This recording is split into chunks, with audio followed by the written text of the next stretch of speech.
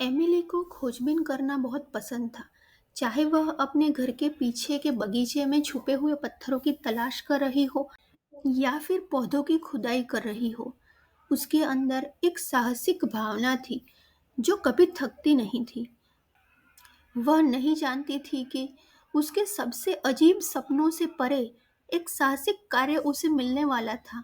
यह सब शनिवार की सुबह धूप से भरी हुई शुरुआत हुई। एमिली अपने कमरे में थी, अपने चमकदार कंकड़ों के संग्रह को व्यवस्थित कर रही थी, जब उसने दरवाजे पर दस्तक सुनी।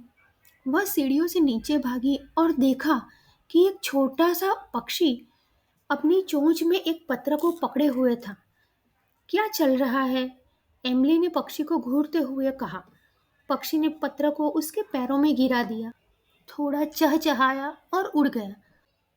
उत्सुक होकर एमिली ने उसे उठा लिया।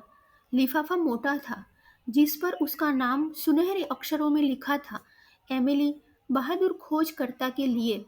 इसे खोलते ही उसका दिल तेजी से धड़कने लगा। अंदर एक मुड़ा हुआ जन्मपत्र था, जिसमें एक संदेश था। प्रिय एमिली, आपको बहुत ही खास साहसिक कार्य के लिए चुना गया है। संलग्न एक जादुई नक्शा है जो आपको किसी और की तरह नहीं बल्कि एक खजाने की तरह ले जाएगा। लेकिन सावधान रहें, यह यात्रा आसान नहीं होगी और आगे बढ़ने के लिए आपको पहेलियों को हल करना होगा। शुभकामनाएं, खोजकर्ता। नोट के नीचे एक मुड़ा हुआ नक्शा था। जैसे ही एमिली ने उसे खोला, कागज चमक उठा और रेखाएं हिलने लगी। नदियां बहने लगी, पहाड़ उठे और छोटे छोटे पेड़ हवा में लहराने लगे। नीचे दाएं कोने में एक चमकता हुआ एक्स दिखाई दिया, जो खजाने को चिन्हित करता था। एमिली की आंखें चमक उठी। उसने अपना बैकपैक पकड़ा, उसमें स्नैक्स, एक टॉर्च और अपना भाग्यशाली कंपास भरा और अपने साहसिक कार्य के लिए निकल पड़ी।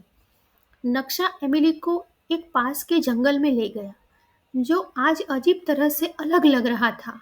पेड़ ऊंचे दिख रहे थे, उनकी शाखाएं आसमान में उंगलियों की तरह फैली हुई थी। पक्षी ऐसी धुनें चहचहा रहे थे कि एमिली ने पहले कभी नहीं सुनी थी। अचानक नक्शा चमक उठा और बोलने वाले विलो पेड़ को ढूंढो शब्द दिखाई दिए। एमिली आगे चली, जब तक कि उसे झुकी हुई शाखाओं वाला एक भव्य पेड़ नहीं मिल गया। माफ कीजिए, उसने थोड़ा मूर्खतापूर्ण महसूस करते हुए कहा। क्या आप वह पेड़ है जो बोल सकता है? जो सुनते हैं, हाँ, एक गहरी आवाज में जवाब दिया। एमिली पीछे की ओर कूद गई और पेड़ की छाल पर चेहरे के आकार में मुड़ गई। तुम खजाने की तलाश में हो ना? एमिली ने सिर हिलाया। आगे बढ़ने के लिए मेरी पहेली का उत्तर दो। मेरे पास चाबियां हैं लेकिन ताले नहीं हैं। मेरे पास जगह है लेकिन जगह नहीं है। मैं क्या हूँ? एमिली ने गहराई से सोचा। चाबियां हैं लेकिन ताला नहीं है। जगह है लेकिन जगह नहीं है। फिर उसे समझ में आया। कीबोर्ड, उसने कहा। ठीक है, पेड़ ने मुस्कुराते हुए कहा। चमकते रास्ते पर चलो। पेड़ की शाखाएं अलग हो गई, जिससे सुनहरे पत्तों की एक झिलमिलाती रेखा दिखाई दी। एमिली ने उत्सुकता से उसका अनुसरण किया।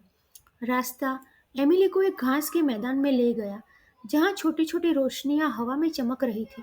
जैसे जैसे वह करीब पहुंची, उसे एहसास हुआ कि वे सिर्फ रोशनियां नहीं हैं, वे जुगनू थी।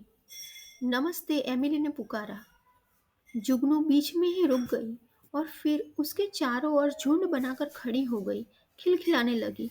उनमें से एक गुलाबी पंखों और छोटे मुकुट के साथ उसके पास आकर रह गई। तुम यहाँ खजाने के लिए आई हो ना? जुगनू ने पूछा। हाँ, एमिली ने कहा। ठीक है, हम तुम्हारी मदद कर सकते हैं, लेकिन तब तुम हमें किसी खेल में हरा दो। किस तरह का खेल? एमिली ने पूछा। पिक्सी ने ताली बजाई और हवा में रोशनी का एक चमकता हुआ गोला दिखाई दिया। इसे कैच द स्पार्क कहते हैं। अगर आप 10 सेकंड तक स्पार्क को पकड़ सकते हैं, तो हम आपको एक सुराग देंगे। एमिली मुस्कुराई। मैं तैयार हूँ। स्पार्क इधर उधर भागा, दाईं बाईं, ऊपर नीचे। एमिली ने उसका पीछा किया, छलांग लगाई और गोता लगाया, लेकिन यह उसकी अपेक्षा से ज्यादा तेज था। जब तक लड़खड़ाकर गिर गई तो जुगनू हंसने लगी। लेकिन एमिली ने हार नहीं मानी।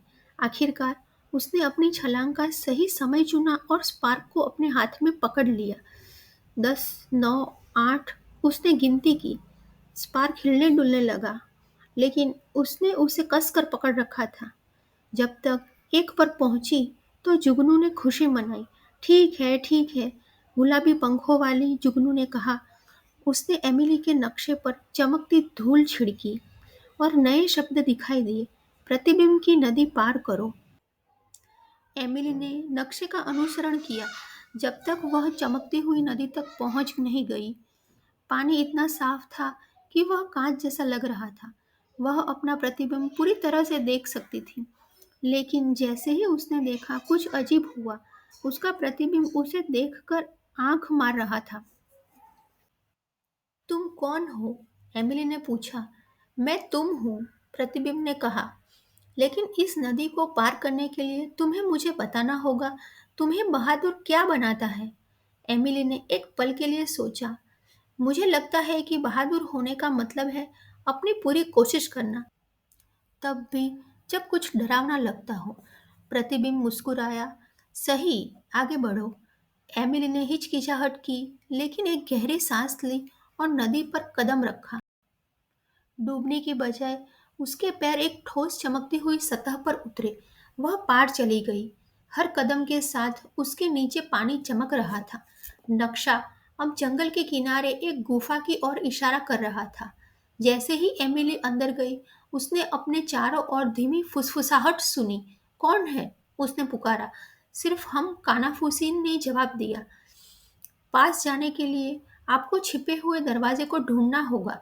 एमिली ने अपनी टॉर्च चालू की और चारों ओर देखा। गुफा झगमगाते क्रिस्टल से भरी हुई थी, लेकिन कोई दरवाजा नजर नहीं आ रहा था।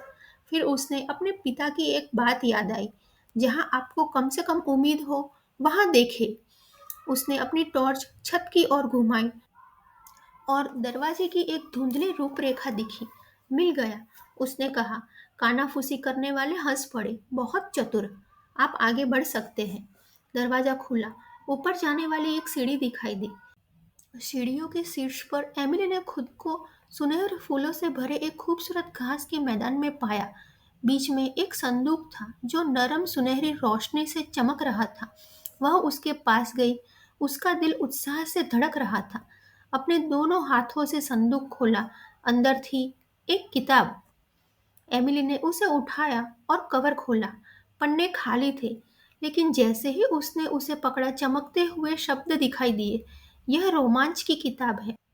आपकी हर कहानी, हर साहसिक कार्य यहाँ लिखा जाएगा। खजाना सोना या जवाहरात नहीं है, यह आपकी बनाई यादें हैं। एमिली मुस्कुराई। यह अब तक का सबसे अच्छा खजाना है। जब एमिली घर लौटी तो किताब में एक नई प्रविष्टि थी। एमिली और जादुई नक्शा। वह यह देखने लगी, इंतजार नहीं कर सकती थी कि इसके पन्नों में कौन से नए रोमांच भरे होंगे। उस दिन से एमिली को पता चल गया कि दुनिया जादू से भरी हुई है। जब तक वो खोज करती रहेगी। Thanks for watching.